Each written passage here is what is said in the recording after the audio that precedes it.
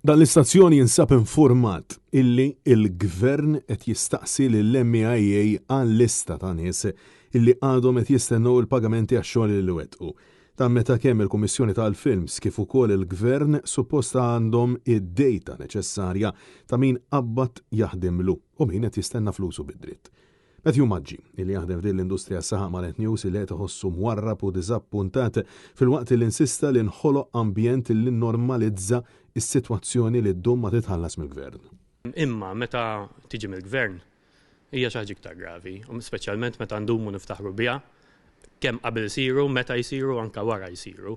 Iva l-Mediterran Film Festival kif ukoll ix-short film ġie jiswa $500,000 daqs li kieku film twil.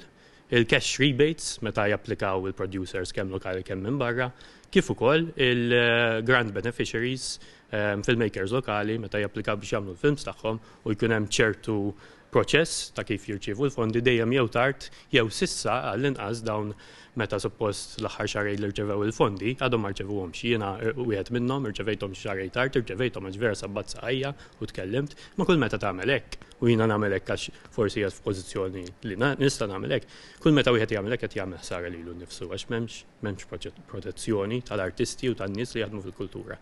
U saħaq illi hemm anke barranin illi għadhom ma tħallsux mill-Gvern u dan qed itappan ir-reputazzjoni ta' Malta. Il-ħaġa li hija tigrava ħafna għax il-kelma tiġri.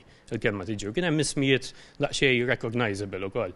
In-nies li ġibna minn barra li tajnihom l-awards u suppost tajnihom pakkett finanzjarju kif ukoll smajt in-nies inkarigati li jmexxu jorganizzaw dal-event bħal artistic director li ġibna minn barra smajt li għadha ma tħallsitx. Il-producer ktieb Matthew Maġġi saħaq li din mhux xi sorpriża li allegatament il-Prim Ministru ma kellux idea b'din il-problema kbira li qed jaffaċċjaw nies fl-industrija u jittama illi verament qabela ma kellux idea b'dan kollu għax suppost wieħed jirreaġixxi għal din il-kriżi imma sal-laqgħa li saret fl-aħħar jiem il-Gvern kien għadu m'għamel xejn. Il-Prim Ministru ma kienx hemm għalina jew għall-kultura kien hemm għalih biss.